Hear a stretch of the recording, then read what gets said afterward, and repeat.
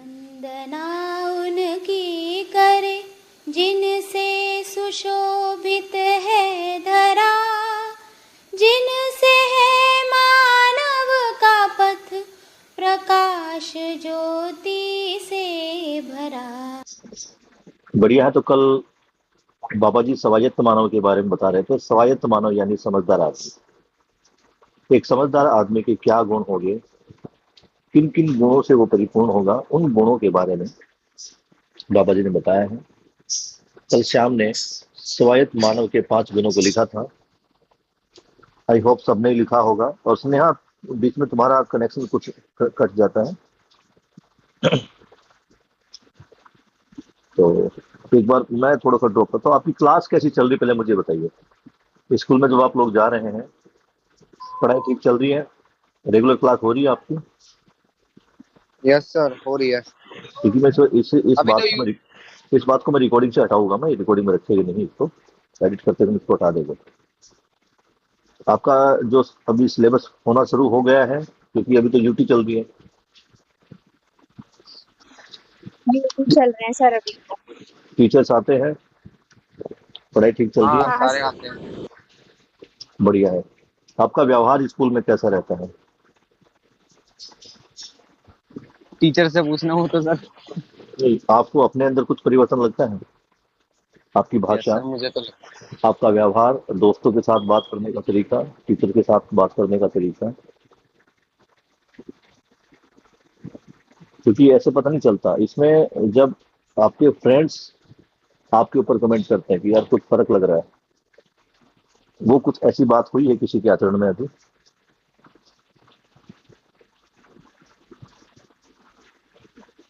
क्या हो गया, बदले बदले नजर आ रहे हो, इस टाइप का कुछ किसी बच्चे के आचरण में कोई फर्क दिखाई दिया? क्यों शानवी बेटा?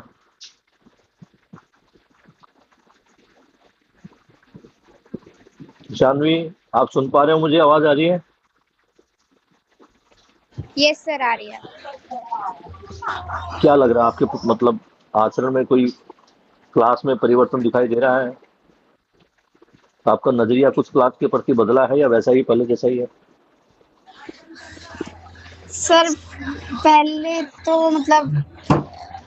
मतलब जो दोस्त थे अब वो उनसे कम बात होती है जो पहले थे।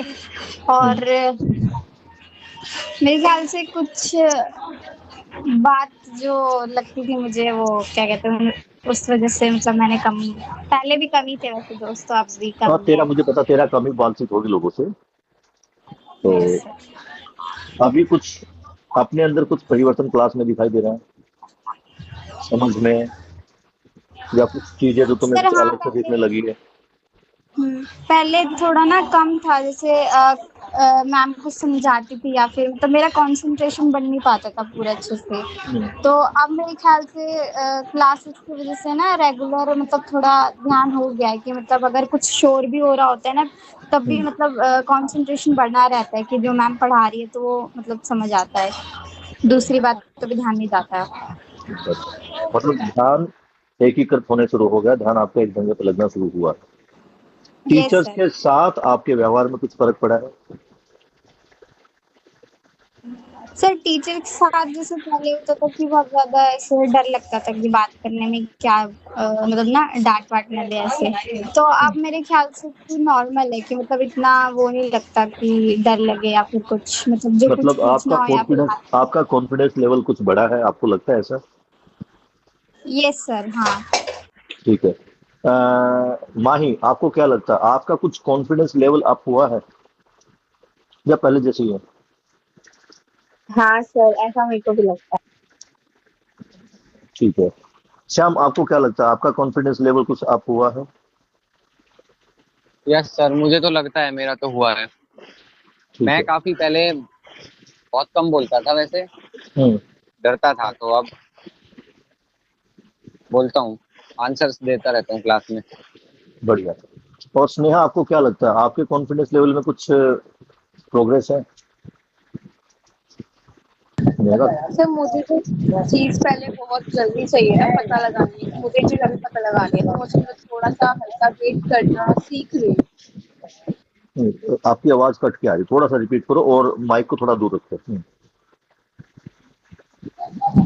मेरे पास जो क्यूरियोसिटी है ना कि मतलब नहीं मुझे वो चीज अभी ही जानना है या फिर वो चीज अभी चाहिए, तो मैं थोड़ा सा रोकती हूँ कि नहीं ठीक है अरे पहले तो उसको तुम्हारा देखते तुम्हारा कोई पीरियड खाली नहीं होता क्या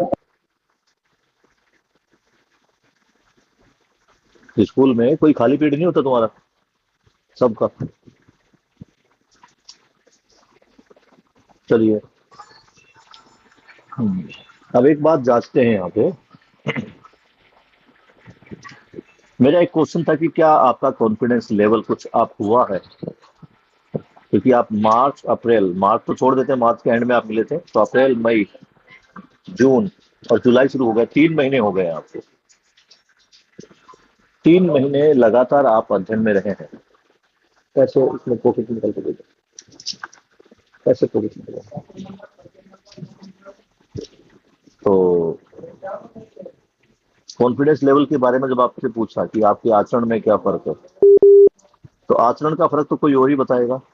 ये बात सही है, लेकिन आपको अपने अंदर क्या परिवर्तन महसूस हुआ? आपका कॉन्फिडेंस लेवल अप हुआ या नहीं, इसको देखना। तो यहाँ श्याम, शानवी और माही का कॉन्फिडेंस लेवल हमने अपने आप महसूस किया है।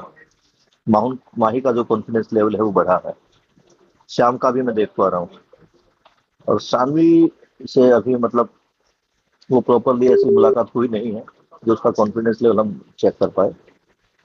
तो जब हम बात कर रहे थे कल समझदार मानव की, तो समझदार मानव का पहला गुण क्या था?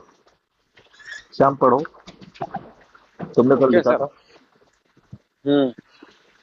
एक सेकंड। समझदार मानव का पहला गुण क्या था? थोड़ा पानी दे दो। पहला था स्वयं में विश्वास। कॉन्फिडेंस किसमें? अपने आप में, स्वयं में। स्वयं में विश्वास। तो तुम्हारा स्वयं में विश्वास बढ़ा या नहीं बढ़ा, इसको जांच लो बस।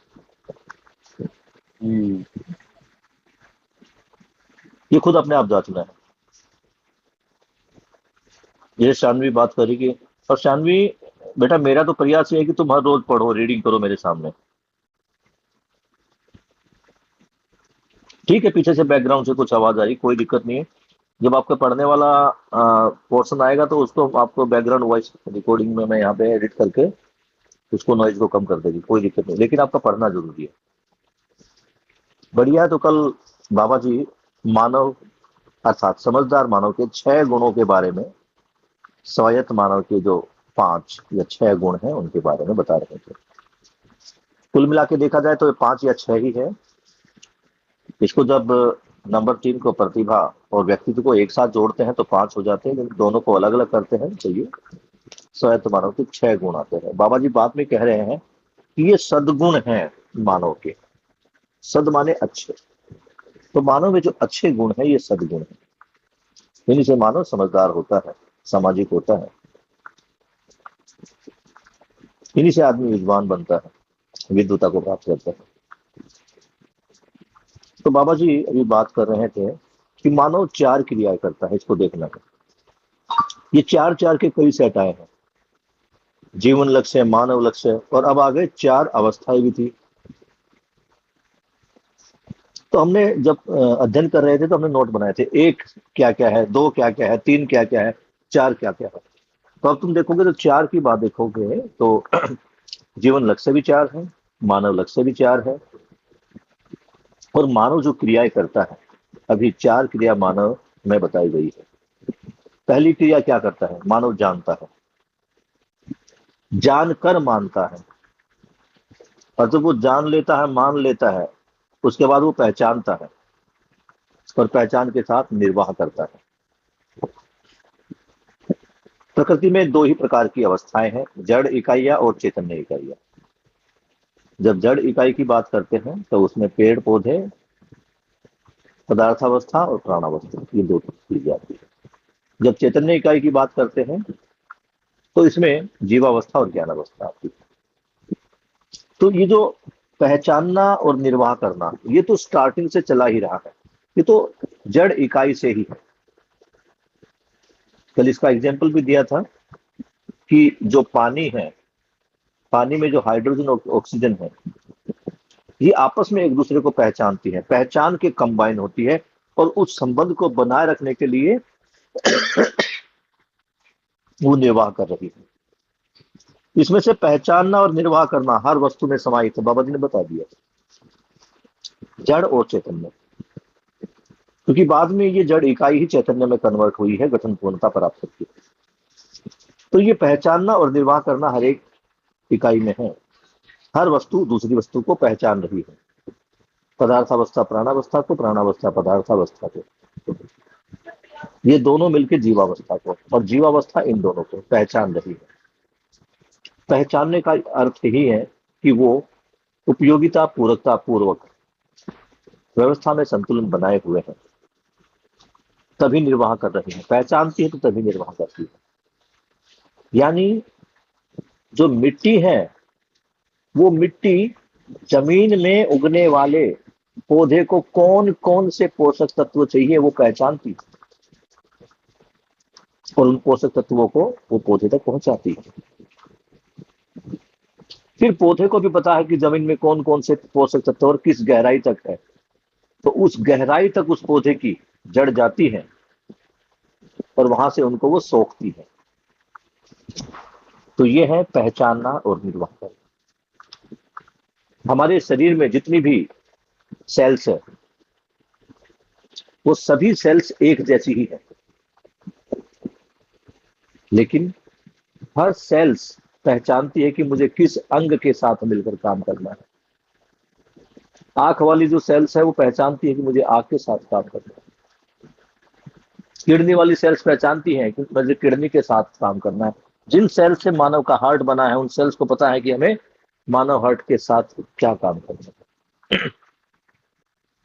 यानी ये जो पहचानना और निर्वाह करना है, यही व्यवस्था में संतुलन है। यानी हर इकाई स्वयं में व्यवस्था होते हुए अपने से अगले वाली व्यवस्था में भागीदारी कर रहे हैं। तो अगर हम सेल्स को देखें तो सेल्स भी अपने आप में एक व्यवस्था है।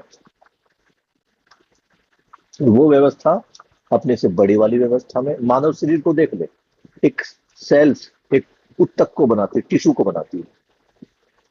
कुछ सेल से बनने से एक टिश्यू बनता है। वो टिश्यू जो है, उस टिश्यू से कोई एक हमारा अंग बनता है, और जब कई अंग इकट्ठा होते हैं तो हमारा एक तंत्र बनता है, सिस्टम बनता है।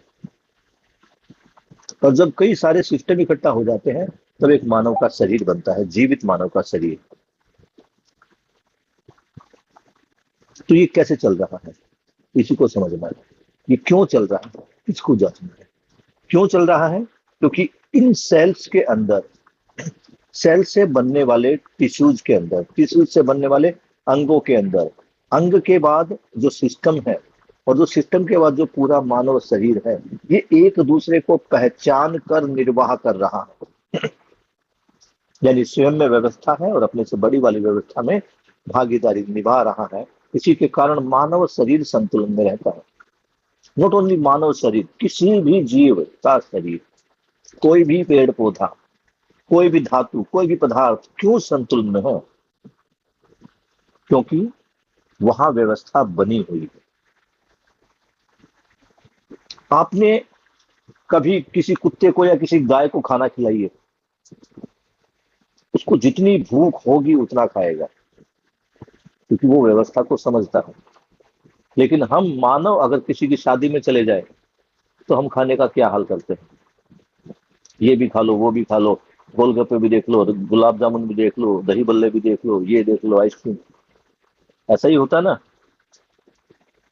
जबकि एक पेट भरने के बाद भी हम सोचते चलो यार कुछ मीठा हो जाए, मीठे के बाद कॉफी हो जाए, नहीं यार मूड खराब हो जाए, उसके ऊपर से फिर कोल्ड ड्रिंक भी पी लेते हैं, और घर में आके जब वो नहीं पचता तो वोमिट भी कर देते हैं।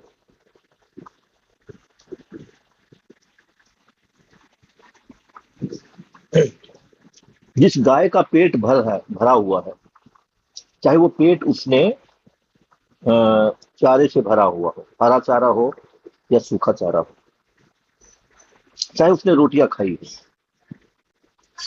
अगर उसका एक बार पेट भर गया तो उसके सामने चाहे तुम गुलाब जामुन रख लो या देसी घी की जलेबियां, वो नहीं खाएगी। क्यों? वो अपनी व्यवस्था को समझती है। मानव ने अपने व्यवस्था को नहीं समझा, मानव शरीर मूलक होकर जिया। एक मिनट, हाँ भाई। तो मानव शरीर मूलक होकर जिया। दुखी किसको किया? आवश्यकता से अधिक भोग किया, आवश्यकता से अधिक खाना खाया, आवश्यकता से अधिक सुविधाओं को भोगा, तो परेशान कौन हुआ? पहले तो मानव ही परेशान हुआ ना। ज्यादा खाया तो इंडाइजेशन हुआ, वोमिट हुआ, सब बाहर आया, एसिडिटी बनी, कुछ अन्य प्रॉब्लम्स भी आई। क्यों? क्योंकि मानव व्यवस्था में नहीं है, अव्यवस्था में है। और बाबा जी ने बड़ा शानदार सूत्र दिया है, व्यवस्था ही समाधान है, समाधान ही सुख है। सुख कहाँ है? समाधान में है। सुख कहाँ है? व्यवस्था में है। लेकिन हम तो इसके उल्टे चल रहे हैं, हम तो अव्यवस्था फैला रहे हैं और कामना कर रहे हैं सुख की। मिलेगा सुख क्या? इसको जांचना है। यानी अब तुम 12th क्लास में हो और तुम्हारी चाहना है कि मैं 12th क्लास में अच्छे मार्क्स ले आऊं, अच्छे अंक ले आऊं, लेकिन पढ़ाई नहीं कर रहे हो। पढ़ाई कर भी रहे हो तो एक टाइम टेबल तुमने नहीं बनाया। 12th क्लास में सबसे जो बेसिक जरूरत है बच्चे के लिए वो है टाइम टेबल। अपने विषयों का चयन करके कि कौन से विषय में मुझे ज्यादा मेहनत की जरूरत है, किसमें कम की है, उसके अकॉर्डिंग टाइम टेबल सेट किया जाए और हर महीने अपना मूल्यांकन किया जाए, स्वयं मूल्यांकन कि मैं कहाँ तक पहुंचा हूँ। ये व्यवस्था है। लेकिन हम क्या कर रहे हैं? एग्जाम आए तो किताबें उठा ली और पढ़ लिया, मोटा मोटा पढ़ लिया। एग्जाम गए तो फिर अपने बातों में लग गए, टीवी में लग गए, यूट्यूब पे लग गए, कुछ और काम करने लगे, दोस्तों के साथ गप्पे हाँकने लगे, दोस्तों के साथ घूमने निकल गए, इवनिंग मॉर्निंग वॉक का बहाना बना के दोस्तों के साथ निकल जाते हैं। तो व्यवस्था तो नहीं हो रही है। तो बाबा जी क्या कह रहे हैं कि जो ये जड़ और चैतन्य इकाई है, इसमें पहचानना, निर्वाह करना, ये व्यवस्था का ही अंग है। वो पहचानते हैं तभी निर्वाह कर पाते हैं। जब तुम न्याय को भी देखोगे, न्याय में हम सबसे पहले क्या करते हैं? संबंधों को पहचानते हैं, मूल्यों को पहचानते हैं, उसके बाद निर्वाह करते हैं। तो पहले क्या है? पहचानना, फिर निर्वाह करना। और ये ऑटोमेटिकली है ही, इसको कुछ करना नहीं है। नहीं पहचान पाए इसलिए नहीं व्यवहार कर पाए, न्याय नहीं कर पा रहे हैं। हम जब अपने साथ में पढ़ने वाली लड़की को भोग की वस्तु देखेंगे, एक गर्लफ्रेंड वाले संबंध से इसको संबोधित करेंगे, तो कहाँ पहचान पाए संबंध को? क्योंकि गर्लफ्रेंड बॉयफ्रेंड जैसा कोई संबंध तो है ही नहीं। संबंध है तो मित्र मित्र संबंध है, पर मित्र मित्र संबंध भी भाई बहन संबंध जैसा ही है। तो मिलता क्या है? अव्यवस्था। उस अव्यवस्था में हो क्या रहा है? दुख, पीड़ा, बदनामी। जबकि समाधान कहाँ है? समझ में। और समझने के लिए हम कितने जागरूक है उसको देखना है। हम समझ पा रहे हैं या नहीं समझ पा रहे, इसको जांचना है। एक परमाणु अंश भी दूसरे परमाणु अंश को पहचानता है, फलस्वरूप वह व्यवस्था में है। अब इसको समझना है। बाबा जी ने 2 प्रकार के परमाणुओं की बात की थी, भूखा परमाणु और अजीर्ण परमाणु। भूखा जिसको पूरा होने के लिए कुछ चाहिए, अजीर्ण जिसके पास कुछ ज्यादा है उसको देना है, वो देगा तो उसका सेटअप पूरा हो जाएगा। एक एक्स्ट्रा उसके पास सामान पड़ा हुआ तो दूसरे को दे देगा, दूसरा भी पूरा हो जाएगा। तो यहाँ ये एक दूसरे को पहचानते हैं, इसलिए व्यवस्था में रहते हैं।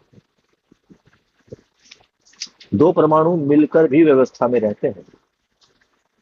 3 अलग अलग पदार्थों के परमाणु मिलकर भी व्यवस्था में रहते हैं और एक नई वस्तु का निर्माण करते हैं। एक दूसरे के साथ रह पाते हैं, कार्य कर पाते हैं, फलस्वरूप सह अस्तित्व में प्रकाशित हो पाते हैं। ये जो परमाणु है इसमें क्या है? पहचानता है, पहचानता और निर्वाह करता है। निर्वाह करना ही व्यवस्था है। जब आदमी पहचान कर निर्वाह करना सीख जाता है, इसी को व्यवस्था कहा जाता है। अभी समस्या क्या है कि अभी तो पहचान ही नहीं हुई। अभी तो मानव को मानव की पहचान नहीं हुई, मानव को जीवन की पहचान नहीं हुई। जब इनकी पहचान नहीं हुई तो संबंधों की पहचान कहाँ कर पाएगा। संबंध तो केवल नाम के लिए है, संबंध तो केवल समझने के लिए है, दिखाने के लिए है। क्या वास्तव में संबंध है? इसको जानते हैं। फल स्वरूप सह अस्तित्व में प्रकाशित हो पाते हैं। इसी प्रकार अणु से लेकर ग्रह गोल एक दूसरे को पहचानते हैं और निर्वाह करते हैं।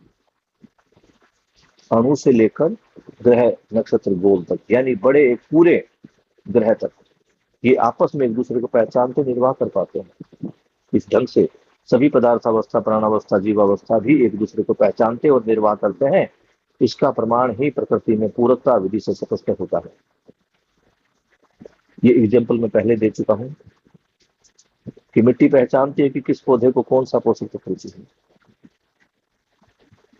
पौधा भी पहचानता है कि जो जानवर मुझे खाने आएगा उसको क्या चाहिए, उसको क्या दे रहा हूं। जानवर भी पहचानता है कि मैं जो खा रहा हूं वो मेरे लिए उपयोगी है, सदुपयोगी है या बेकार है। जानवर पहचानता है। आपने कभी भी किसी जानवर को मतलब कुछ गलत खा के ऐसा तड़कते नहीं देखा होगा, तो समझता मुझे क्या खाना है। क्यों? उसकी कोडिंग हो रखी है। कभी एक जानवर ने कुछ गलत खा लिया होगा, हो सकता है उससे कोई परेशानी हुई, मृत्यु हुई, तो उसकी कोडिंग में आ गया, वो उसकी परंपरा में आ गया, भाई ये नहीं खाना। जितने जीव जंतु हैं अपने बच्चों को वो सिखा देते हैं कि तुम्हारे लिए क्या उपयोगी, क्या जरूरी है, क्या खाना क्या नहीं खाना, और फिर वो वही खाते रहते हैं उनके माँ बाप ने सिखाया। वो अलग नहीं करते। वो आदमी के बच्चों की तरह नहीं है कि मम्मी मम्मी मुझे वेज खाना है, नॉन वेज खाना है, या मुझे फिर ये मोमोज खाने, आइसक्रीम खानी है, या मुझे रोटी खानी। नहीं, उनका जो भोजन है वही खाएंगे। उनकी परंपरा में आ गया वो। इस ढंग से पदार्थावस्था, ये तीनों जो अवस्थाएं हैं, पूरकता विधि से, उपयोगिता पूरकता विधि से एक दूसरे के साथ पहचानते और निर्वाह करते। और इसका प्रमाण है, क्या प्रमाण है? कि आज भी धरती पर स्वस्थ पेड़ पौधे उग रहे हैं। आज भी पेड़ पौधों को खा पीकर जानवर स्वस्थ ही बने हुए हैं। आज भी जानवरों के मल मूत्र से पेड़ों को उपयोगी रसायन मिलते हैं। आज भी जीव जंतुओं के और मानव के जो मल मूत्र से है वो धरती उपजाऊ बन रही है। ये बने हुए हैं, ये स्पष्ट हो रहा है। मानव केवल पहचानने और निर्वाह करने में तृप्त नहीं हुआ है और इसमें शंकाएं पैदा हुई है। अब देखो, मानव का क्या काम है? मानव केवल पहचान की निर्वाह नहीं करना, ये मानव का काम है ही नहीं। मानव समझदार है, उसके लिए समझदारी, क्योंकि मानव में मेधस है, और मेधस भी कैसा है? परिपूर्ण, समृद्ध मेधस है। तो समृद्ध मेधस में क्या होगी? समझदारी होगी या गैर जिम्मेदाराना हरकतें होगी? ऑफकोर्स समझदारी ही होगी। लेकिन अभी तक मानव में समझदारी नहीं आ पाई। कारण, पहचानना निर्वाह करने में लगा हुआ है, जानना मानना है नहीं, और है तो केवल मानना है। और मानना ही क्या है? मान्यता है। मानना क्या है? धर्म। मानना क्या है? आस्था। ये जो हम बगैर जाने जो भी चीज मान लेते हैं, इसी को आस्था का नाम दिया गया। नहीं तो आज मैं कौन सी क्लास में था? शायद मैं लक्ष्मी की क्लास में था, 9th क्लास में।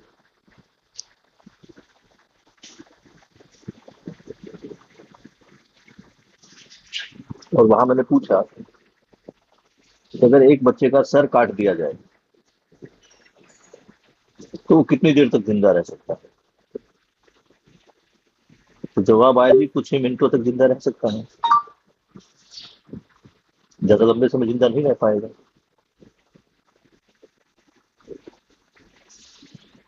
और क्या एक छोटे से, एक हमने आम की कोई कलम बनाई या एक पेंसिल रख लो, ये पेंसिल मैंने ली और उस पेंसिल के ऊपर क्या हम एक कटोरी रख पाएंगे?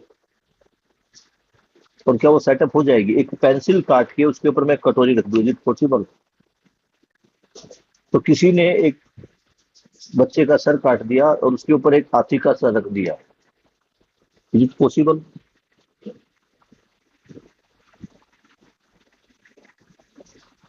हम क्या माने जा रहे हैं, क्या समझे जा रहे हैं? अभी तो तुम मानते ही जा रहे हैं ना कि भगवान शिव को क्रोध आया, उसने अपना त्रिशूल उठाया और गणेश की तरफ फेंका और गणेश की गर्दन कट गई। गणेश की गणेश की गर्दन कट गई, मतलब शिव जी को पता ही नहीं कि ये मेरा बेटा है। तब वहां से पार्वती दौड़ी आती है, गणेश की ऐसी हालत देखकर परेशान हो जाती है। तब शिव जी को कहती है तो तुम्हारा बेटा, तुमने तो अपने बेटे को ही मार दिया, इसको तो मैंने ही अपनी रक्षा के लिए लगाया था। ये सुनकर गणेश, वो जो शिव जी भगवान, फिर से अपना त्रिशूल उठाते हैं और एक हाथी, मतलब ये लगाओ कि हाथी पास में ही खड़ा था, बस हाथी इसलिए खड़ा था कि अब गणेश की गर्दन कटने वाली और मेरी इसको काट के चिपकाई जाएगी। आपने मुस्लिम के जो फेस्टिवल आता है बकर ईद, इस पे देखा होगा, जब वो बकरे की कुर्बानी देते हैं तो क्या बकरा अपने आप आता है कि लो जी ये मेरी गर्दन है, फटाफट काट दो, मुझे अमर कर दो? आता है क्या ऐसे?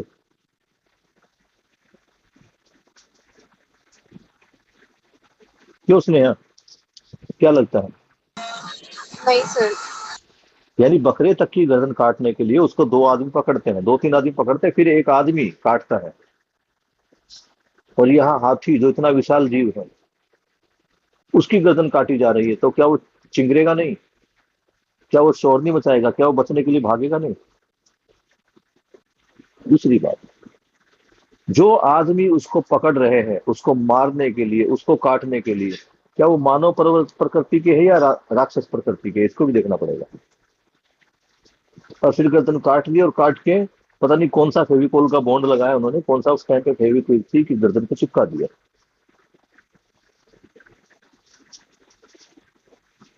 पर हम मानते आ रहे हैं आज तक बिना जाने। मैं ये नहीं कह रहा कि आपको धर्म के प्रति आस्था नहीं रखनी, रखिए। भगवान शिव एक दिव्य मानव, देव मानव है, मैं भी उनका उनके रूप में देख पाता हूँ। राम, जितने भी देवी देवता है, जितने भी, उनको एक दिव्य मानव, देव मानव से ज्यादा कुछ नहीं है। और ये दिव्य मानव और देव मानव हर कोई बन सकता है। ये श्याम भी एक देव मानव बन सकता है, शानवी, स्नेहा, माही, ये सब देव मानव बन सकते हैं। बाबा जी ने ऐसा रास्ता खोल दिया है। उसके लिए क्या करना है? ना कोई समाधि, ना कोई तपस्या, ना कोई जंगल में जाना, केवल अध्ययन, केवल समझ को बढ़ाना है, नजरिया बदलना है केवल। आगे देखते हैं। मानव केवल पहचानने और निर्वाह करने से तृप्त नहीं हुआ और इसमें शंकाएं पैदा हुई। मानव के साथ दो क्रियाएं और जुड़ गई, जानना और मानना। मानव जानने मानने की क्रिया के आधार पर ही पहचानने और निर्वाह करने के लिए आश्वस्त होता है। परिजनों का सार्थकता का ही जानना मानना होता है। यानी जो उद्देश्य है मानव के, उनकी सार्थकता को जानना, कि वो सार्थक भी है या नहीं, और सार्थक है तो कितना। उन प्रयोजनों की सार्थकता को ही जानना मानना होता है। लक्ष्यों को, प्रयोजनों को जानने मानने के क्रम में ही मानव सामाजिक हो पाता है। बिना जाने माने सामाजिक हो नहीं पाता, सह अस्तित्व प्रमाणित होता ही नहीं। मानव की बहुत बड़ी दरिद्रता का कारण यह भी है कि जानने मानने का अवसर रहते हुए भी जानना मानना हुआ नहीं। यानी मानव की दरिद्रता, कौन सी दरिद्रता की बात कर रहे हैं? बाबा जी कह रहे हैं कि हर मानव जो जानना मानना नहीं कर पाए वो दरिद्र है। दरिद्र माने गरीब। किस रूप से गरीब है? तो बाबा जी कह रहे हैं कि जिसके पास समझ नहीं है वो गरीब ही तो है। जिस व्यक्ति में जानना मानना नहीं है, जानना और मानना ये केवल जीवावस्था की इकाई, ज्ञानावस्था की इकाई कर सकती है, जीवावस्था की भी नहीं कर सकती, क्योंकि उसके अंदर समृद्धि में रस नहीं है। तो केवल मानव जो है वही जानना मानना कर पाता है।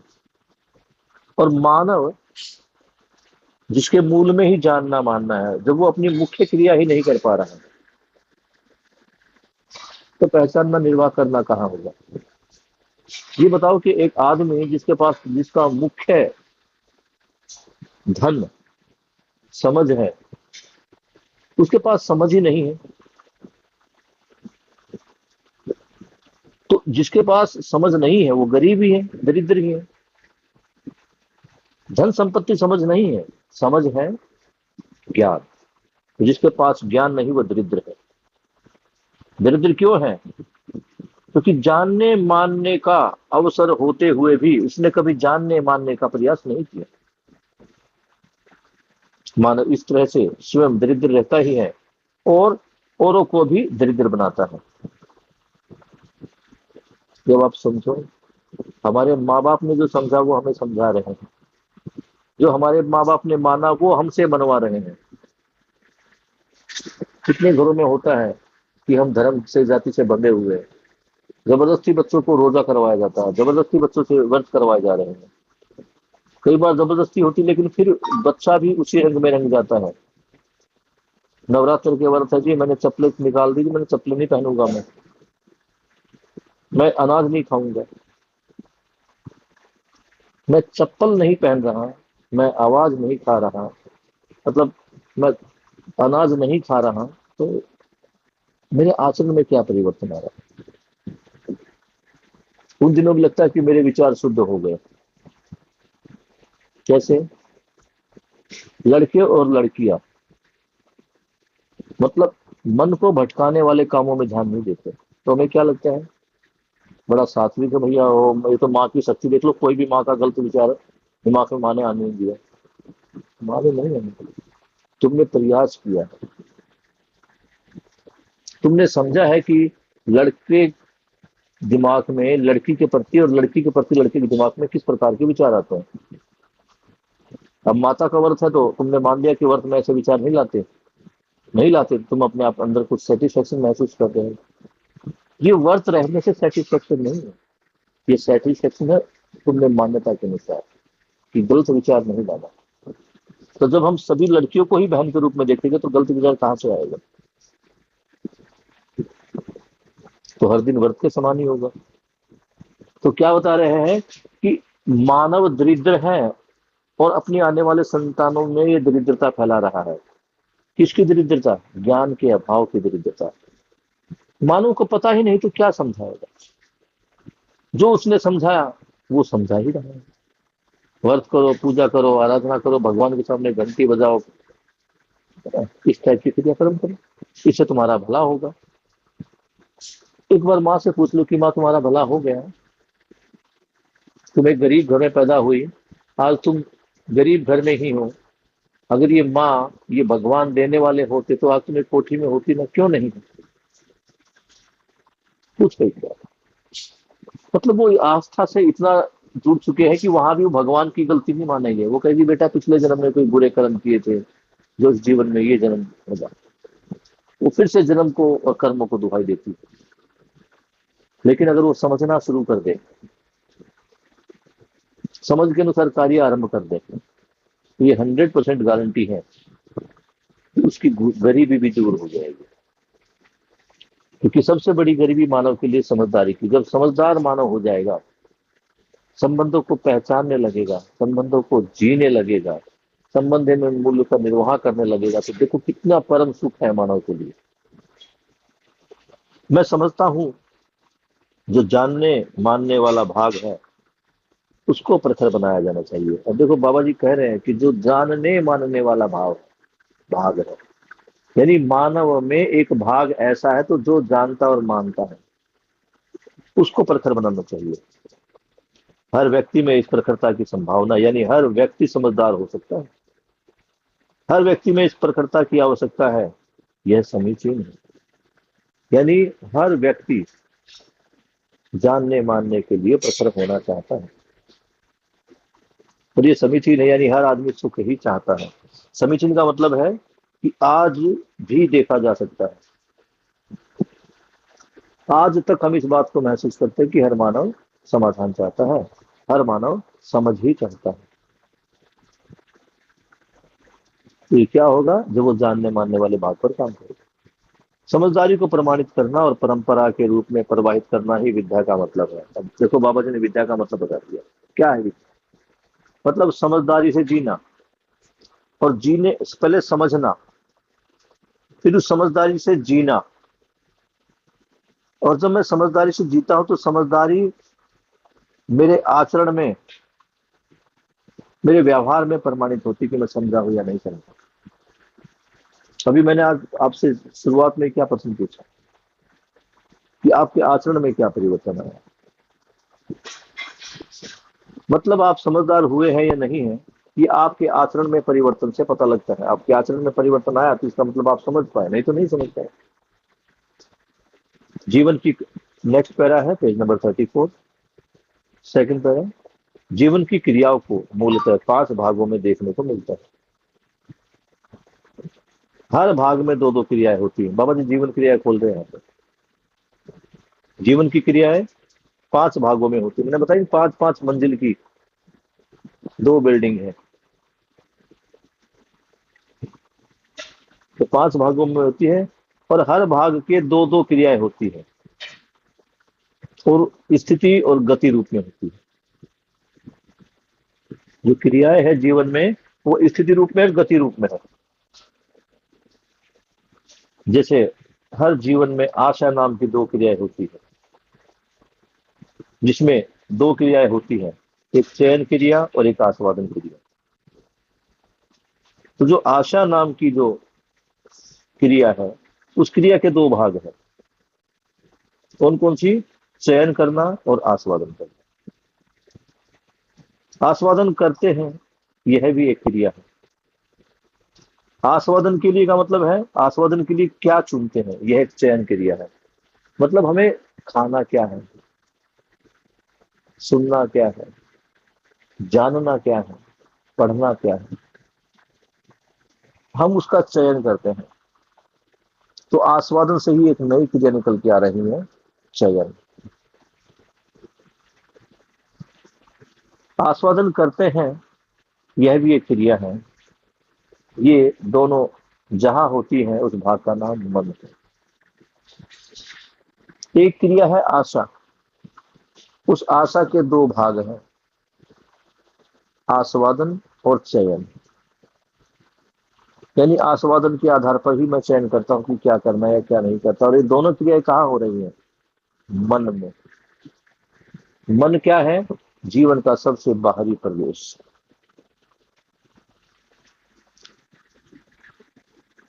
जीवन क्रिया है, जिन बच्चों ने जीवन क्रिया है उनके लिए समझ की है, उनके लिए यहाँ समझने में आसानी होगी। चयन क्रिया से हमारे आस्वादन के लिए क्या चीज चाहिए? मानव तमाम प्रकार की परिकल्पना किए, तमाम प्रकार की चीजें इकट्ठा किया है और इकट्ठा करने में संलग्न है। जो चयन है, आस्वादन के बाद जो चयन क्रिया होती है, इस चयन क्रिया के लिए ही मानव आज तक प्रयास करता आ रहा है। मानव की सारी कल्पनाशीलता और जो अपनी कर्म स्वतंत्रता है, इस आस्वादन के लिए ही, इस चयन के लिए ही। वो नई नई चीजों को बना रहा है, उनका स्वाद चख रहा है, अच्छी लगती तो उनका संग्रह भी कर रहा है।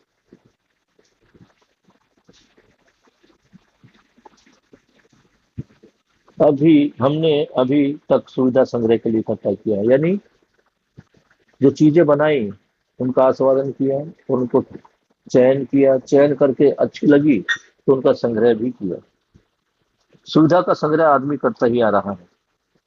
कई बार हमें चीजें इतनी अच्छी लगती हैं कि हम गए, हमें कोई चीज अच्छी लग गई तो वहां तो उसको कंज्यूम किया ही, साथ में घर पे भी लेते आए। किसी होटल में खाना खा रहे हैं, खाना खाने के बाद वहां गुलाब जामुन से खा, यार ये बहुत बढ़िया है, चलो 1 किलो दे दो, घर पे भी खाएंगे। तो जो चीज मानव को अच्छा लग रही है, जिस चीज का अच्छा आस्वादन हो रहा है, मानव आस्वादन के लिए उसको चयन करके उसको संग्रह करना भी शुरू करता है कि जब जरूरत पड़ेगी तो काम आएगी। यही कारण है कि हम लोग, हमारे घर जो है वो बहुत सारी अनावश्यक वस्तुओं से भरे पड़े हैं कि लगता है ये काम आएगी, जब काम आती है तो ठीक है, नहीं आती तो उसको भगाना भी पड़ता है नई चीज को। उस सुविधा संग्रह किया है, उसका कारण है कि सुविधा संग्रह के प्रयोजन को जानने मानने के लिए हम जितना पीछे रहे, सुविधा संग्रह के लिए उतना ही विवश होते गए। ये सुविधा संग्रह क्यों कर रहा है हमारा? क्यों कर रहा है? क्योंकि उसने जानना मानना नहीं सीखा, उसे जानना मानना नहीं आया। उसे जानना और मानना आ जाता, यानी उसको पता लगता है कि जिस सुविधा संग्रह का, जिन वस्तुओं का मैं संग्रह कर रहा हूं, वो कितनी उपयोगी है, उनका जीवन में क्या महत्व है, वो शरीर के लिए महत्वपूर्ण है या मैंने उसको शरीर के लिए महत्वपूर्ण बना दिया, वो मेरे जीवन के, मेरे जीने में कुछ मदद कर पा रही है या मेरे जीवन में बाधा पहुंचा रही है। ये जानना मानना मानव का आया नहीं। फल परिणाम क्या हुआ कि आज तक मानव संग्रह करने में लगा हुआ है। धन का संग्रह, कपड़ों का संग्रह, खाने का संग्रह, सब प्रकार का संग्रह वो लगा हुआ। सुविधा संग्रह से कई तरफ की बिंदु मिला नहीं। बाबा जी कह रहे कि इतने सालों से आदमी सुविधा संग्रह को इकट्ठा करने में लगा हुआ, लेकिन उससे संतुष्टि नहीं मिली, जबकि इसे व्यावहारिक प्रयोजन का समझने पर समझ में आता है कि शरीर के पोषण संरक्षण के लिए आवास, आहार, अलंकार की जरूरत के रूप में है। जो हमारी सामान्य आकांक्षाएं थी, यानी खाना, घर और अलंकार, समझने पर समझ आता है कि यह शरीर के पोषण संरक्षण के लिए आवास, आहार, अलंकार की जरूरत के रूप में है। ये केवल जरूरतें हैं, तो जब जरूरतें होती हैं इनको यूज कर लेते हैं, तो पड़ी रहती है। जब कभी जरूरत होगी फिर कर लेते हैं। समाज गति के लिए दूरगमन, दूर श्रवण, दूर दर्शन की आवश्यकता स्पष्ट होती है। ये सभी चीजें उपलब्ध हो गई और सुविधा संग्रह के आधार पर मानव तृप्त नहीं हुआ। यह एक भारी विडंबना है। यानी इतनी सारी सुविधा संग्रह, सामान्य आकांक्षा और महत्वाकांक्षा की वस्तुएं पाकर भी आदमी संतुष्ट नहीं है। जिसके पास आईफोन है वो भी संतुष्ट नहीं है, जिसके पास मर्सिडीज है वो भी संतुष्ट नहीं है, जिनके पास ये है वो भी संतुष्ट नहीं, और जिनके पास ये नहीं है वो भी संतुष्ट नहीं। जिसके पास नहीं है उसको लगता है पता नहीं कितनी बड़ी चीज है। जब अमीर बन जाओगे तो आईफोन ही लेना, जब अमीर बन जाओगे तो फला फला गाड़ी ही लेनी, लेकिन उसे संतुष्टि नहीं है। उसको देखना पड़ेगा कि जिन चीजों से मैं संतुष्टि पाना चाह रहा हूं कि क्या वास्तव में वो संतुष्टिदायक है, क्या वास्तव में उससे खुशी मिलती है। इसी को जानना मानना पहचानना, जानना और मानना, कि जिसको अभी तक मैं सुख मानता रहा क्या वो वास्तव में सुख है, जिसको अभी तक मैं भगवान मानता रहा क्या वो वास्तव में भगवान है, जिसको अभी तक मैं ज्ञान मानता रहा क्या वो वास्तव में ज्ञान है। ये समझना, इसी को जानना मानना। और जब ये जानने मानने की समझ आ जाएगी तो मानव अपने आप में प्रमाणित होगा। और किस चीज का प्रमाण देगा? सहज। जिस प्रकार से आजकल का माहौल आ गया है, संग्रह सुविधा, चाहे वो अध्यात्मवाद है, भौतिकवाद था, मैं बार बार चीजों को आपके सामने रिपीट करता हूँ क्योंकि बाबा जी का तरीका मुझे बड़ा प्यारा लगता है। इन सुविधा संग्रह के लिए हमने सारे काम किए, इन सुविधाओं से सुख मिला नहीं, फिर भी हम अपनी सुख सुविधा बढ़ाने पर लगे। आज ये गाड़ी, कल वो गाड़ी, परसों वो गाड़ी, जबकि पता है कि इतनी सारी गाड़ियां होने के बाद भी सुख नहीं है। इतना बड़ा घर होने के बाद भी सुख नहीं है। उल्टा उस घर में कहीं सीलन आ गई, कहीं लीकेज आ गई, कुछ हो गया तो टेंशन हो रह जाती है। जीवन की और दो क्रियाएं हैं, विश्लेषण और तुलन। विश्लेषण क्रिया को जीवन अपने बलबूते पर जो कुछ भी हो सकता है करता है। तमाम विश्लेषणों में प्रयोजनों को ही पहचानने की बात की गई। प्रयोजन मूलतः समाधान, समृद्धि, अभय, सहस्तित्व पूर्वक जीकर प्रमाणित करना है। इसके विपरीत ले जाए तो भोग, अति भोग, जहां मानव कहीं टिक नहीं पाता। तो यह बात हो रही है प्रियम की, जो जीवन की जो अगली दो क्रिया है, आशा के बाद विचार।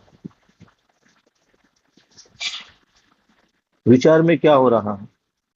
विचार में हम तुलना कर रहे हैं, तुलन कर रहे हैं, और तुलन करके उसका विश्लेषण कर रहे हैं कि ऐसा होगा या नहीं होगा, ऐसा करना है या नहीं करना, इससे फायदा होगा या नुकसान होगा। ये सब चीज चल रही, कहाँ चल रही है?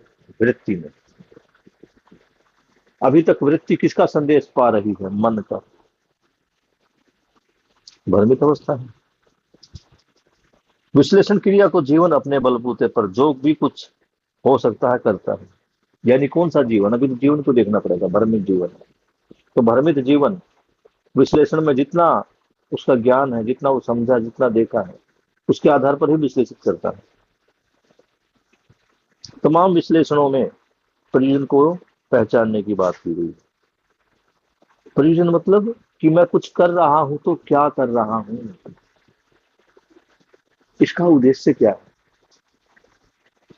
तो मेरी हर क्रिया, मेरे द्वारा उठाया गया कोई भी स्टेप, कोई भी विचार, उसकी तुलना वो सही है या नहीं है, और उससे प्रयोजनों का जो प्रयोजन है, जो लक्ष्य है, उसकी प्राप्ति हो रही है या नहीं हो रही, इसको देखना, उसको जांचना। और ये कब होगा? जब हम जानना मानना सीखेंगे। तो पहले प्रयोजन को भी देख लेते हैं। प्रयोजन क्या है? समाधान, समृद्धि, अभय, सहस्तित्व। ये किसका प्रयोजन है? किसका लक्ष्य है? ये कल बात हुई थी कि ये मानव का लक्ष्य है। मानव क्या चाहता है? मानव चाहता है समाधान, समृद्धि, अभय और सहस्तित्व। जब वो इनको समझता है तो इनको समझकर जीता है, और जीकर क्या प्रमाणित करता है? जब आदमी समझदार होगा तो उसमें क्या होगा? स्वयं में समाधान होगा। जब आदमी स्वयं में समाधानित हो जाएगा, यानी उसको कोई समस्या ही नहीं रहेगी, तो उसके परिवार में समृद्धि आ जाएगी। जब उसके परिवार में समृद्धि आ जाएगी तो समाज में अभय आ जाएगा, और जब अभय आ जाएगा तो सब मिलजुल कर रहेंगे। ये सारा द्रोह, विद्रोह, क्लेश, झगड़े समाप्ति हो जाएगी। क्योंकि अगर आप देखा जाए तो देखे, इसको समझे, तो आज मानव मानव के बीच में झगड़े का मूल कारण क्या है? कि मानव को ये लगता है कि प्रकृति में जितने भी साधन है वो कम है, और आदमी की आवश्यकता ज्यादा है। मेरी आवश्यकता ज्यादा है और मुझे मिल कम रहा है, तो मैं ऐसे में क्या करूंगा? मैं ऐसे में सामान को इकट्ठा करना शुरू करूंगा। सामान को इकट्ठा कर रहा हूं किस लिए? अपने और अपने परिवार के लिए। लेकिन आजकल तो हालत ये आ गई कि मम्मी मैंने बिस्कुट ला के रखे थे, किसने खाए? और वो भूल रहा है कि परिवार में जो 5 सदस्य हैं, तो उसके भाई बहन, मम्मी पापा हैं, उनमें से किसने खाया होगा, तो ये संतुष्टि तो होना चाहिए। मम्मी मैं फला फला सामान लेके आई थी, किसने यूज किया? मम्मी मैं ये साबुन, देखो छोटी बहन ने मेरा वाला साबुन यूज कर लिया, बड़ी बहन ने मेरे वाला साबुन यूज कर लिया। तो यार देखना पड़ेगा कि हम 5 लोगों के साथ, 4 लोगों के साथ सहअस्तित्व में है या नहीं। उसको यूज करने वाला तो क्या मैं संबंध को पहचान पाया? तो बाबा जी यही समझा रहे हैं कि जब मानव प्रयोजन सफल होगा, यानी व्यक्ति में समाधान होगा, परिवार में समृद्धि होगी, समाज में अभय होगा, तो अपने आप ये जो सारी पीड़ा, ये सारे झगड़े खत्म हो जाएंगे और हम मिलजुल कर रहेंगे। फिर ये भोग, अति भोग नहीं रहेगा, क्योंकि मेरे पास मेरी जरूरतों से ज्यादा है। फिर ये दूसरे के सामान पर कब्जा, दूसरे के घर में चोरी, दूसरे के घर में डाका, दूसरे के सामान पर नजर रखना, खत्म हो जाएगा। क्यों? क्योंकि जितना मुझे सामान चाहिए उससे ज्यादा मेरे पास है, तो मुझे जरूरत ही क्या है? बल्कि मैं तो चाहता हूं कि किसको जरूरत हो तो ले जाओ। तो जब आदमी इस भाव में आ जाता है कि देने के भाव में आ जाता है, उसको चाहिए नहीं, अधिक है मेरे पास, तो वो क्या कर पाएगा? उसमें भय होगा? क्या डर रहेगा? भाई लेगा तो लेगा, कोई बात नहीं, उसकी किस्मत का था। अभी किस्मत का भी बोल देते हैं। अभी तो देखो मैं भी भ्रमित भाषा यूज कर, किस्मत का था। कुछ किस्मत विस्मत नहीं होती। ये समझना ही किस्मत है, ये समझना ही भाग्य है। जो समझ गया वो भाग्यशाली है, नहीं समझा तो मानव जी ही रहा है, धर्म की तरफ जा ही रहा है। तुम 5 बच्चे 4 बच्चे क्लास में आते हो, हम 5 आदमी लेकर ये क्लास कर रहे हैं। तुम ना भी करोगे, नुकसान किसका है? और हम 5 के होने से क्या लगता है कि ये संपूर्ण मानव जाति समझ जाएगी, लेकिन एक उम्मीद है कि मैं अकेला था, फिर 5 आए, इन 5 से 25 भी तो आएगा ना। अब तुम्हारे सामने एक जिम्मेदारी वाला काम है। ये जिम्मेदारी वाला काम क्या है कि तुम्हारे ऊपर एक जो है ना जिम्मेदारी आ गई भी, ये तो जीवन विद्या वाले बच्चे हैं, ये तो समझदार बच्चे हैं। ये जो समझदारी की मोहर लगना है ना, ये भी अपने आप में एक जिम्मेदारी वाली चीज है। अब तुम्हें तो क्लास में आचरण भी ढंग से करना पड़ेगा। कई बार मुझे भी बच्चों के व्यवहार को देख के गुस्सा आता है, लेकिन रुक जाता है, क्यों भाई, क्या कहेंगे लोग, जीवन विद्या वाले आदमी ऐसा कर रहे हैं। तुम 5 में से कोई एक दिन लेट आ गया ना, तो जीवन विद्या की बर्बादी हो जाएगी। और करमवीर भाई साहब बोल देगा, तुम तो वही जीवन विद्या वाले थे, तुमने तो जीवन विद्या की क्लास कर रखी, तो तुम लेट आ रहे हो, तुम तो खुद ही व्यवस्था में नहीं है। तो कितनी बड़ी बात हो जाएगी ये, क्यों श्याम?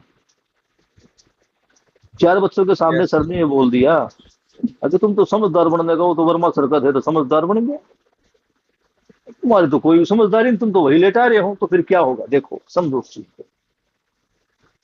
तो जब समझदारी आती है तो ईमानदारी आती है, ईमानदारी आती है तो जिम्मेदारी आती है। जिम्मेदारी आ गई तुम्हारे ऊपर कि तुम्हें ईमानदारी को प्रमाणित करना है, तुम्हें समझदारी को प्रमाणित करना है। कैसे करोगे? भागीदारी करके। कहाँ भागीदारी करनी है? व्यवस्था में या अव्यवस्था में? क्यों शानवी, कहाँ होगी भागीदारी, व्यवस्था में या अव्यवस्था में? इसको समझना। व्यवस्था में करेंगे सर। व्यवस्था में समझदारी करनी हम करेंगे। इसके विपरीत जाए, यदि हम समाधान समृद्धि अभय अस्तित्व के विपरीत जाएंगे, ये नहीं करना ये करना है, और विपरीत जा ही रहे हैं, इसको देखते हैं, तो क्या होगा? मानव भोग करेगा, अति भोग करेगा, ज्यादा से ज्यादा वस्तुओं का संग्रह करेगा, और जितनी ज्यादा से ज्यादा वस्तुओं का संग्रह करेगा, उसकी टेंशन घटेगी या बढ़ेगी, इसको जानना है। हमेशा मन में एक ही शंका रह गई, कभी घर का दरवाजा खोला तो नहीं रह गया? घर में ताला मारने के बाद भी उसको एक बार ऐसे लटका के देखते हैं भी बंद हुआ या नहीं हुआ। क्यों? क्योंकि भय है। आज घर में मम्मी परिवार के सभी सदस्यों के सामने सामान भी नहीं रखती, रुपए पैसे को छुपा के रखती, क्योंकि भय है। परिवार में ही भय है, विश्वास की कमी है।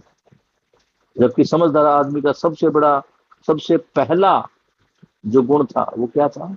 स्वयं के प्रति विश्वास। आप देख लो, क्या हमारे परिवारों में विश्वास है? बड़ी बहन को छोटी बहन पर विश्वास नहीं करती हैं कि कभी ये मेरे कलर्स यूज ना कर ले, कभी ये मेरे पेन्स यूज ना कर ले, कभी मेरा शैम्पू यूज ना कर ले, कभी ये मेरा साबुन यूज ना कर ले। है या नहीं है? जाके देख लो।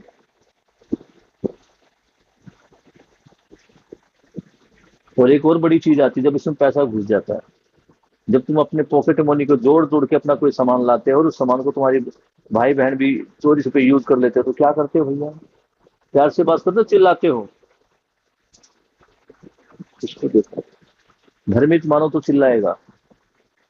कर दिया यूज, ऐसे ही आया था, फ्री का नहीं आया, अपने पैसों का लाया हूं मैं। कमाल है भैया। अब तक माँ बाप के पैसों पर पलने वाला अब खुद कह रहा है, जब उसके पास थोड़े से पैसे उसने इधर उधर से इकट्ठा कर लिए, और उसमें से जो पॉकेट मनी बनी है ना, उसने जो बचाया है वो भी माँ बाप का ही पैसा था।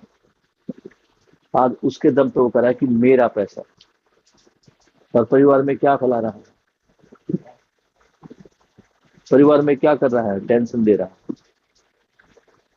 तो बाबा जी क्या समझा रहे हैं कि अगर ये समाधान समृद्धि अभय अस्तित्व नहीं होगा, तो इसका उल्टा होगा। उल्टा क्या होगा? भोग अति भोग होगा। और इस भोग अति भोग में मानव कहीं टिक नहीं पाएगा, और ना टिक पाया है, क्योंकि ये लिमिटलेस है।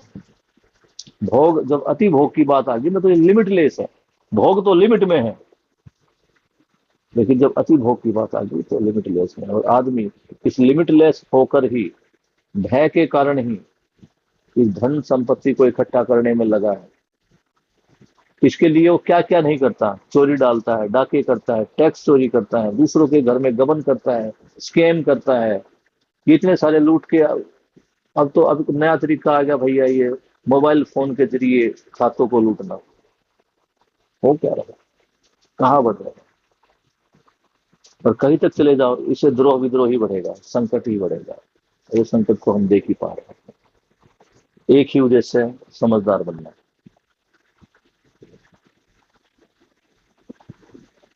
मेरी खुशी मेरी जिम्मेदारी। पेज नंबर 35 34 हमने कर लिया, 35 को कल हम करेंगे। समय हो चुका है। किसी बच्चे का कोई सवाल हो तो पूछ सकता है, फिर इसको क्लास को बंद करता है। शिल्पा, और सॉरी शिल्पा निकलता है। माही बेटा, एक दिन मुझे कई बच्चों के पेरेंट्स से बात हुई, शानवी के पेरेंट्स से बात नहीं हुई है अभी, और तुम्हारे पेरेंट्स से बात नहीं हुई। माही कब होगी? सर मैं अभी करा दूं, अभी करा दूं। हाँ, हाँ करा दीजिए। और वीडियो ऑन करना बेटा।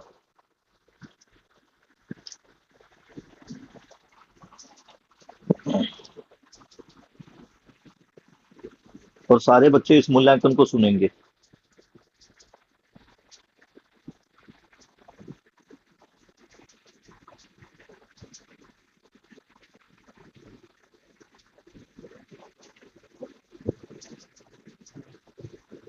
एक्चुअली क्या है, 10 बजे आते आते ना पूरा थकावट हद से ज्यादा हो जाती है।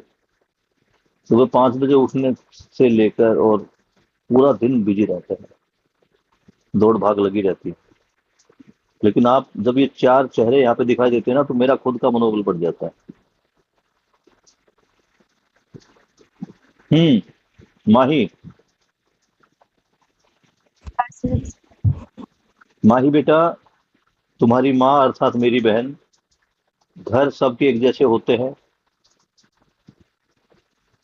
घर छोटे या बड़े हो सकते हैं, कपड़े अच्छे या बुरे हो सकते हैं, मानव का व्यवहार ठीक होना चाहिए, आचरण ठीक होना चाहिए। तो कई बार मैंने देखा, मैं एक दिखावट के रूप में जब मेरे घर पे भी कोई आने वाला होता है ना, और मैं अचानक से ले आता हूँ, तो घर वाले बड़े परेशान होते हैं, यार तुम ऐसे लिया है, कम से कम बता तो दिया करता, हम थोड़ा घर को सेटल इधर बाय बाय कर देते हैं। मुझे अच्छा नहीं लगता। घर तो घर ही अच्छा लगता है, जैसा है वैसा है, थोड़ा बिखरा हुआ सा। क्योंकि ये संभला हुआ घर नहीं होता, वो होटल होता है।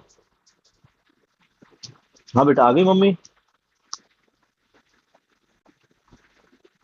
ठीक है बेटा जी, कैमरे को घुमा लो आप, थोड़ा हॉरिजॉन्टल कर दो इसको। हाँ नमस्कार मेरी बहन, कैसे हैं आप? मस्ते, अच्छे हैं। तो बेटी के साथ रहकर कैसा लग रहा है? बढ़िया लग रहा है। बेटी के आचरण में कोई फर्क है? बेटी के व्यवहार में कोई फर्क है? इसके बातचीत करने के तरीके में पिछले 2 महीने में आपको कुछ अंतर नजर आया हो तो बताइए। तो इतना ज्यादा गुस्सा आ जाता कि बहुत ही ज्यादा। किसको? माही को। गुस्सा पहले से कम हुआ है या बढ़ा है? नहीं सर, मेरे को तो बढ़ गया है, कम तो कहीं नहीं हुआ है। माही का गुस्सा आपको लगता है बढ़ गया है? हाँ जी। गुस्से का कारण क्या है बहन? गुस्से के कारण जब कुछ मचाती तो बहुत तगड़ा वाला जिद मचा के बैठ जाता है। तो इसमें किसकी कमी आपको लग रही है? तो आप तो एक आप काम करती क्या बहन? कोई जॉब वगैरह करती हैं? नहीं, मैं घर पे ही रहती हूँ। तो क्या आप मुझे स्कूल में कल मिल सकते हैं? सर कल तो नहीं आ पाऊंगी, कल मेरा फास्ट है, तो कल तो नहीं आ सकती है। अच्छा, आपका भी फास्ट है? हाँ, शुक्रवार को। बढ़िया बढ़िया। जिस भगवान को आप मानते हो सारी आपकी मनोकामनाएं पूर्ण करे। तो आप कल नहीं मिल सकते तो परसों मुझे मिल लेना, मंडे को मिल लेना। हाँ, ठीक है हाँ ना, जी, हाँ जी, क्योंकि ये केवल आपकी ठीक है, बेटियां नहीं है, जब आप मेरी बहन है तो ये मेरी भी बेटी है है ना। तो बेटी के लिए तो सबकी जिम्मेदारी एक साथ होती है। बिल्कुल, बिल्कुल। लेकिन मुझे स्कूल में माही के व्यवहार में काफी फर्क नजर आया है। माही पहले से हुँ, ज्यादा विश्वास के साथ सामने आती है। अच्छा। माही आपसे पहले खुल के बातें कर पाती थी क्या? सर पहले भी बातें करती, ऐसा नहीं है, अभी भी करती है बात खुल के। जैसे कोई चीज़ के लिए हम समझाते हैं, कोई चीज़ के लिए तो वो चीज़ को मतलब फ़ोकस नहीं करती है कि जैसे पेरेंट्स कोई चीज़ के लिए हमें समझा रहे हैं तो हमें ये चीज़ को मानना चाहिए। या हमारे लिए वो गलत होगा ना तब तो पेरेंट्स बोल रहे हैं। सही। तो ये खाली आपकी अकेली माँ बाप की समस्या है या हर माँ बाप की ऐसी समस्या है? अब ये तो इसको सर मेरे साथ है तो मुझे तो ये लगता है कि मेरे ही इसको है। इसको समझना पड़ेगा मेरी बहन कि क्या ये अकेली आपकी समस्या है या हर माँ बाप की समस्या है। अब हम तो स्कूल में सभी माँ बाप से बात करते हैं, और मैं हुँ, भी 2-3 बच्चों का पिता हूं, तो मैं भी इस चीज को समझता हूँ। ये समस्या सबके हुँ, सामने है ही। अच्छा। कई बार मैं अपने बच्चों को समझाने का प्रयास करता हूँ, तो वहां भी मुझे देखना पड़ता है कि उनकी जो मनमानी है, जब उसमें मैं घुसता हूँ तो उनको बुरा लगता है। हुँ, ये बिल्कुल। सबके साथ है, और ये आपके साथ भी होगा।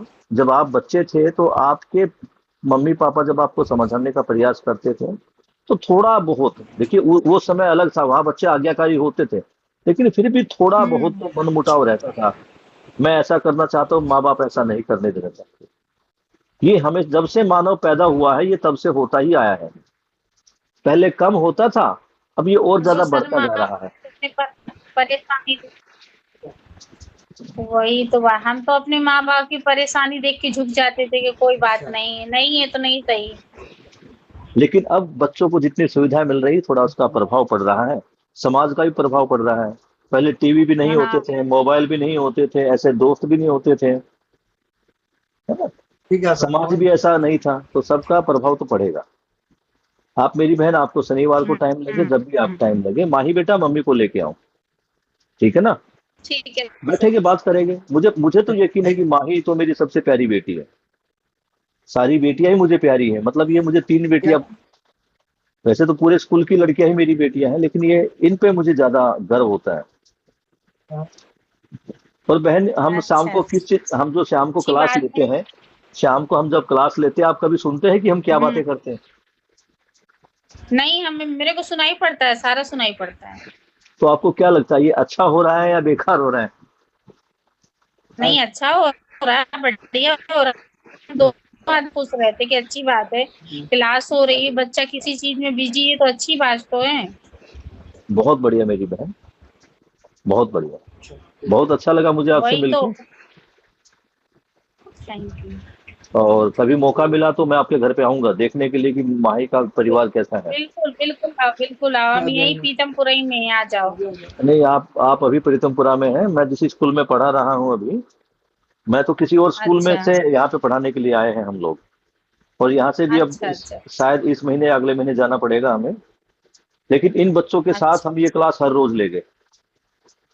बिल्कुल लो। बहुत बढ़िया मेरी बहन, और आप भी बैठा कीजिए, क्योंकि जब मम्मी और बेटी एक साथ समझदार हो गए तो देखो परिवार का रूप क्या होगा, है ना। बहुत बढ़िया, बहुत बढ़िया बहन। नमस्कार आपको। ठीक है। नमस्ते सर, नमस्ते। ठीक है बेटा, आज हम थोड़ा लेट हो गए हैं, 10:10 हो गए हैं। अरे माही मेरी के परिवार मम्मी से बात। शानवी, हाँ कराओ बेटा।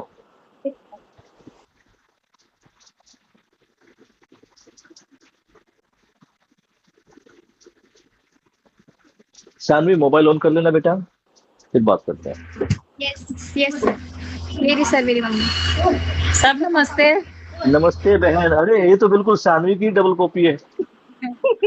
शानवी बेटा, फोन को घुमा लो आप थोड़ा ना, मम्मी सीधी हो जाएगी। हाँ इधर आ, सुन लो यार। हाँ, इसका मोड चेंज कर दो। हो बहन, कैसा लग रहा है शानवी के साथ आपको अब? कुछ शानवी में कुछ फर्क है? हाँ जी बहुत फर्क है। सानवी तो मैं मतलब जब भी सानवी को देखता था मुझे समझदार ही लगती थी, लेकिन क्या इसकी समझदारी कुछ बढ़ी है अभी? हाँ जी। और हम सारे यहाँ बैठ के शाम को क्या बातें करते, कभी आप हमारी बातें सुनते हैं? हाँ जी। हम शाम को इस क्लास में बैठ के क्या बातें करते हैं, आप हमारी बातें सुनते हैं नहीं सुनते हैं? नहीं सर, मैं कहाँ, मैं तो काम पे बिजी रहती हूँ। चलिए ठीक है बहन, कभी मौका मिले तो आप भी सुनिए कि हम शाम को थोड़ा दूर बंद कर दें, हम शाम को कैसे बातें करते हैं, है ना, किस विषय पर बातें करते हैं। आप माँ है तो आपको अलर्ट होना चाहिए कि मेरा बेटा या मेरी बेटी कैसे बातें कर रहे हैं, किस चीज की क्लास ले रहे हैं। वो जीवन विद्या पे। अरे जीवन विद्या जानते हो आप? नहीं नहीं सर। बहुत बढ़िया। चलिए किस पे कभी होगा? कभी मौका मिले आप स्कूल में आए तो मिलिएगा जरूर मुझसे आप, है ना। स्कूल में कब? जब आपको मौका मिले, आप कल परसों जब भी आपको मौका मिले आप मिलिएगा जरूर, मैं मिलना चाहता हूँ सभी पेरेंट्स से एक बार। ठीक है। अच्छा जी, ओके सर। ठीक है मेरी बहन, बहुत प्यारी बिटिया है ये, बहुत समझदार है, लेकिन इसको एक टाइम दीजिए कि ये घर पे पढ़े, जोर जोर से बोल बोल के पढ़े। हाँ, ये बोलती कम है सर, थोड़ा धीरे धीरे बोलती है बस। बस इसको एक काम दो कि एक किताब सामने रखे खोल के उसको जोर जोर से पढ़े, ठीक है ना। अच्छा जी। ये थोड़ा ध्यान दीजिए बहन, ठीक है। बहुत बहुत नमस्कार सभी को, कल मिलते हैं, ठीक है। ओके बेटा, अब बाकी जो किसी का प्रश्न हो कल लेंगे, ठीक है। ओके बेटा, गुड नाइट, आप डिस्कस कर सकते हैं एक एक करके। Okay sir. ओके बेटा जी, गुड नाइट।